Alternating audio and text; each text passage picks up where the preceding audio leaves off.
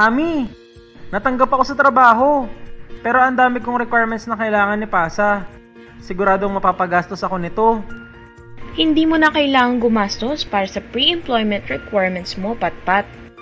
Ang First Time Job Seekers Assistance Act ay programa ng DOLE na layuning tulungan ang mga Pilipinong first-time job seeker upang makuha ng libre ang kanilang pre-employment requirements. Pwede mong i-avail ang programang ito kung ikaw ay graduate ng high school, vocational course, college, o nagbabalak na mag-working student. Basta't ikaw ay Pilipino, first-time job seeker at residente ng iyong barangay ng at least 6 na buwan. Awesome! Anong requirements ang pwede kong makuha ng libre? Maaari mong makuha ang mga sumusunod na dokumento ng libre.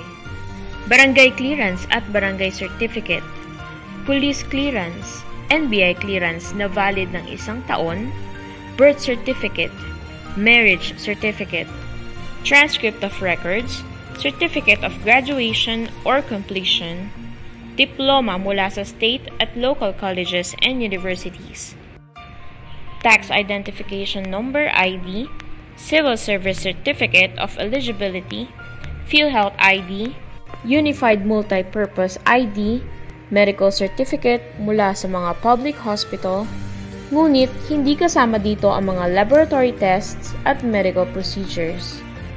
Maaari ka rin makakuha ng POEA certificates, mayor's clearance, marina certificates, TESDA national certificates, at certificates of competency, at iba pang documentary requirements na kinukuha sa mga ahensya ng gobyerno na kailangan sa pag-a-apply ng trabaho.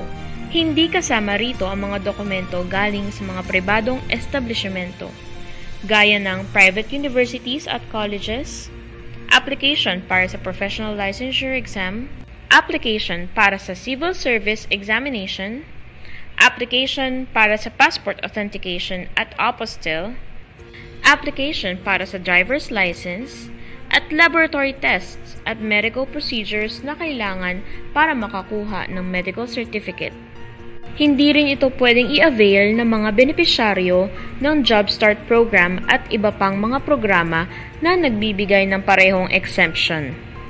Isang beses lang pwedeng makakuha ng libreng documents ang mga benepisyaryo ng First Time Job Seekers Assistance Act, pero pwede mong ipa-photocopy at patatakan ng certified true copy ang mga original na documents na ito. Ayon sa Labor Advisory No. 7, Series of 2020, lahat ng pribadong establishmento ay minamandatong tumanggap ng certified true copy ng mga documentary requirement ng isang first-time job seeker na nag-a-apply pa lamang. Maaari lang nilang kuhain ang original na pre-employment requirements kapag nakatanggap na ang aplikante ng job offer. Wow!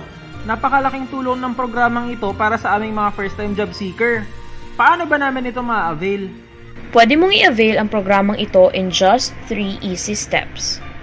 Una, kumuha ng barangay certification at oath of undertaking na nagpapatunay na isa kang first-time job seeker at residente sa iyong barangay ng at least 6 months. Pangalawa, ipakita ang barangay certification sa government agency na nais mong pagkuhaan ng documentary requirements.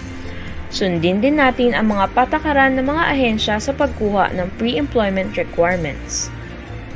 At panghuli, bumalik sa barangay kapag natanggap na sa trabaho. Awesome! Ganun na lang kadali ngayon kumuha ng pre-employment requirements para sa mga first-time job seeker. I-scan nyo lang ang QR code na ito para sa karagdagang impormasyon. Tandaan, basta FTJ, libre! Hanggang sa muli! Paalam! Hatid sa inyo ng Labor and Employment Education Services, Department of Labor and Employment, at ng mga sumusunod na ahensya.